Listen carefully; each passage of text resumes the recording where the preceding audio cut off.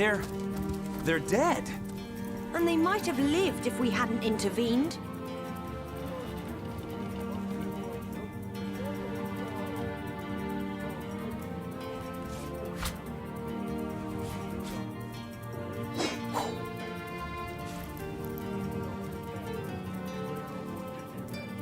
Those fools are dead! I knew that she-beast would bring disaster.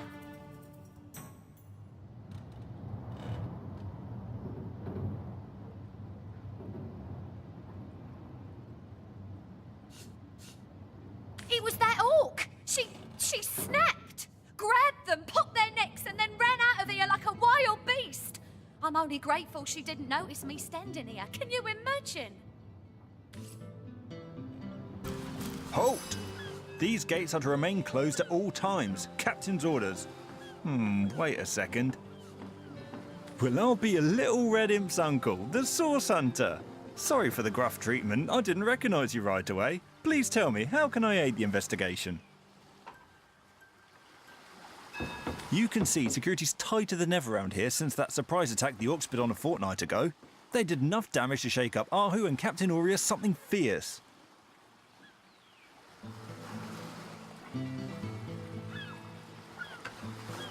We can only hope to hold back the undead and these left-field orc attacks long enough for reinforcements to arrive. You don't look like you're quite ready to head out into the wilds to me. You may have the right number of champions in your party, yet in experience, I think you're lacking. Of course, the choice is yours, but are you sure you want to venture out?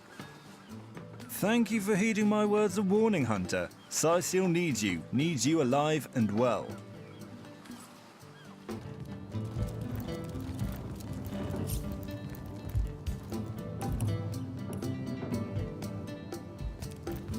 Demonology for dumbbells. Ugh. I need something Tojageta, friend. discovered in I this am Victoria, daughter of Mayor Cecil. Oh, I know what you're thinking. The likeness isn't exactly striking, is it?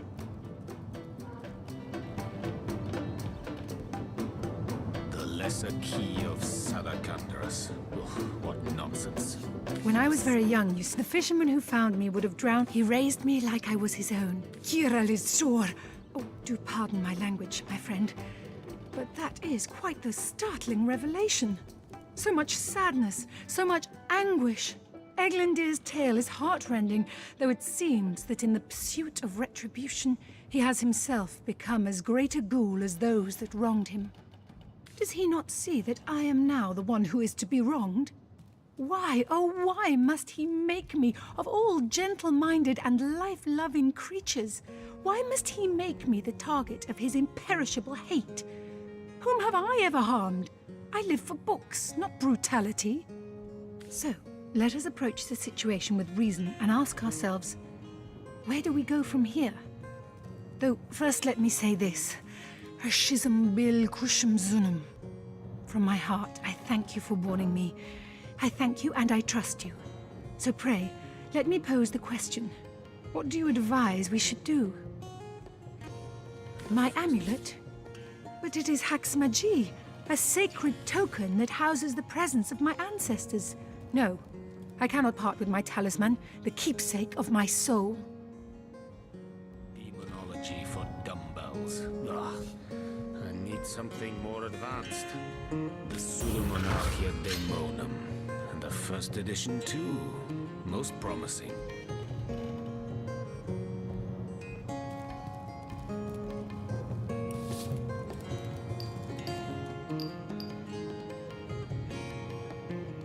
Demonology for dumbbells. Ugh.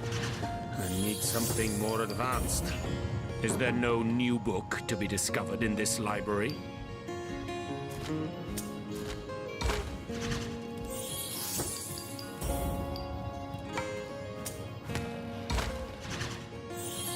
The lesser key of Salacandra's. Ugh, what nonsense.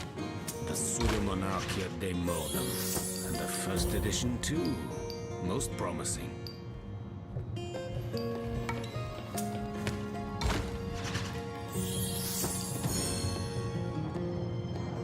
When you put it like that, I guess I cannot say that it is. I do this very reluctantly, but fine. Have my talisman. May it fool the elf that would see me dead.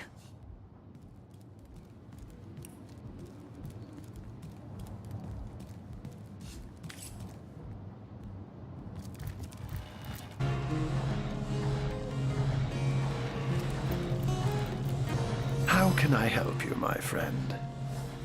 By all means. Of course. I hope your investigation fares well. I myself have none. Even though the rest... Now, it may well be established that she is, in fact... His body is gone, replaced with that of a sheep. This is all very disconcerting, to say the least. Grave robbery reeks of necromancy. Could Jake have been involved with those that raise the dead?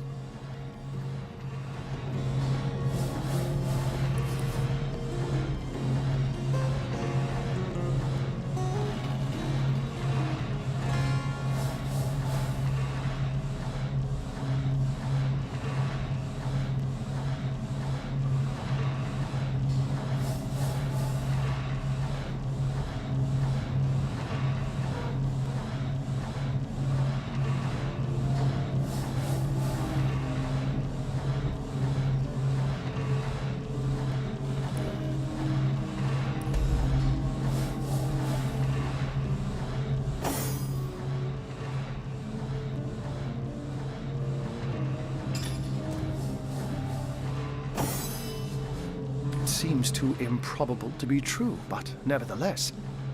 You're onto something, Hunter. Do follow the scent and see where it leads you.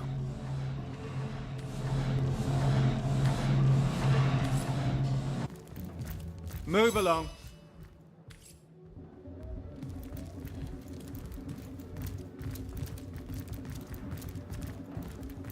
The hunters go a-stalking in the... Here I wait for thee.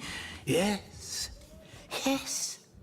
Have you made the orc feel the black and biting cold center toward the gangling grip of the greedy grey?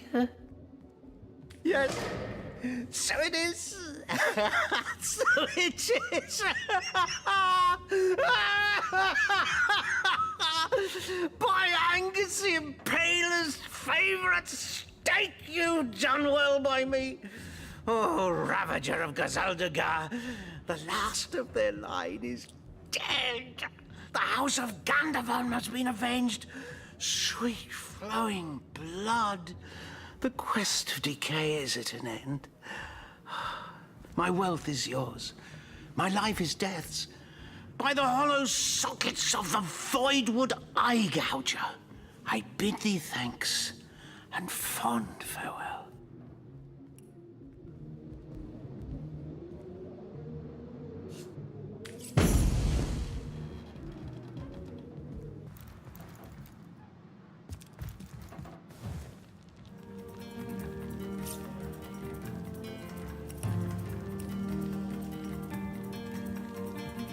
So, what's the bad news? More orcs rampaging through the docks? Or have those infernal statues sent another soul flying to his death? A sheep? That's a whole heap of nonsense. Don't bother me with such wild tales.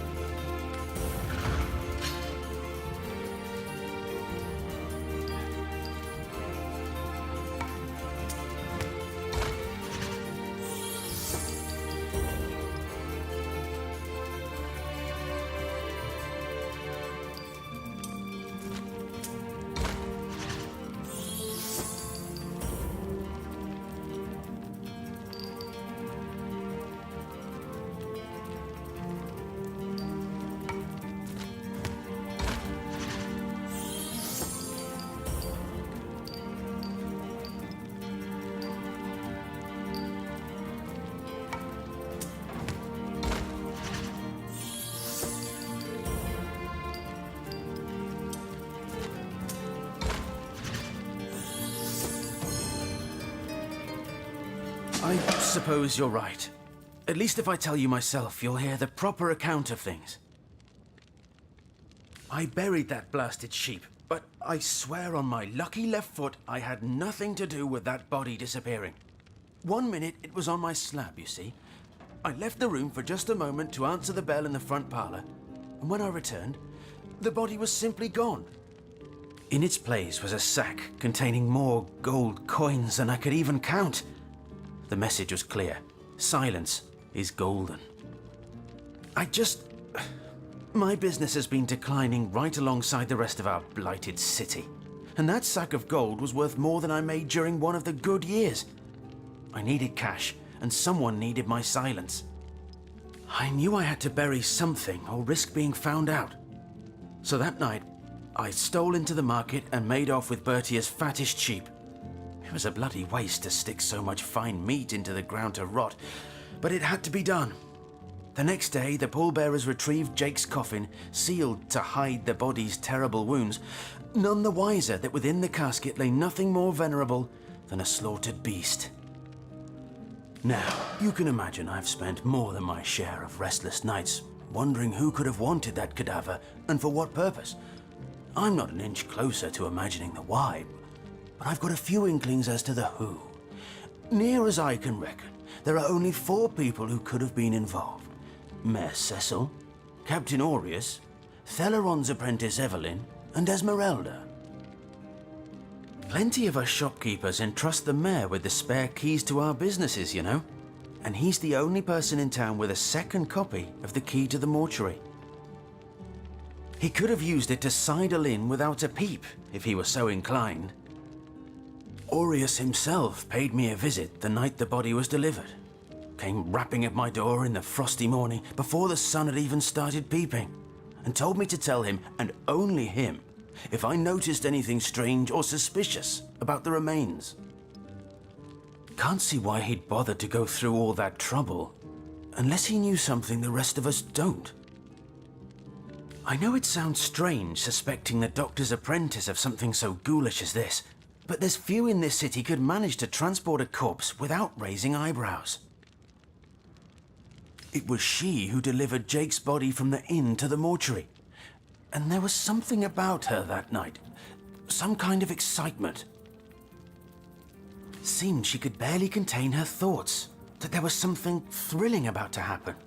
I can't quite settle it in my mind how a young medical professional would have such a strange reaction to an occasion such as that.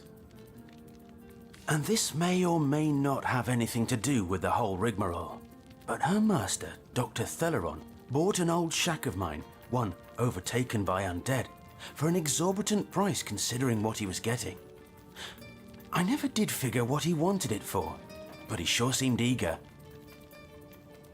I never saw a widow less distraught at the death of her husband, and I've seen hundreds pass through my parlour.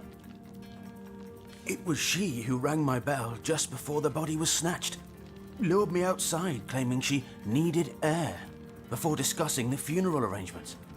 Some accomplice could have sneaked in and grabbed the remains while I was comforting the oh-so-overcome Esmeralda.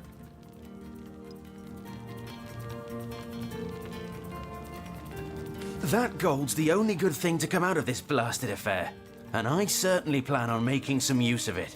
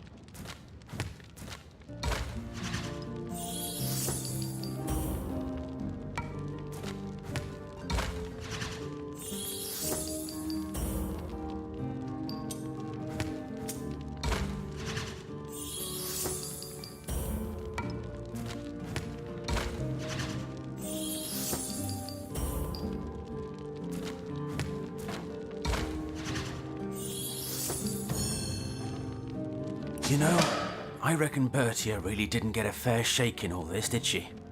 Here, take the money and give it to her. Times are hard enough as they are.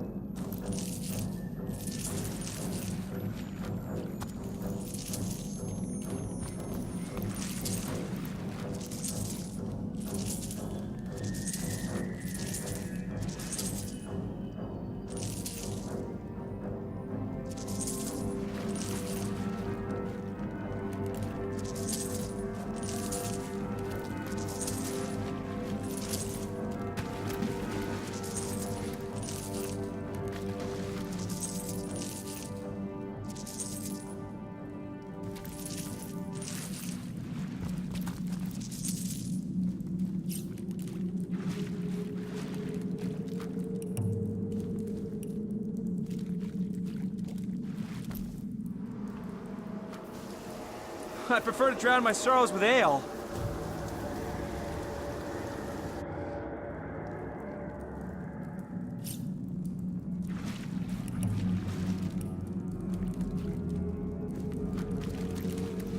You see a shady-looking figure fishing coins of gold out of the muddy water that pools beneath the well overhead. His movements are quick and nervous, but nevertheless, he seems to enjoy stuffing what cash he can find into the many pockets of his shabby garb.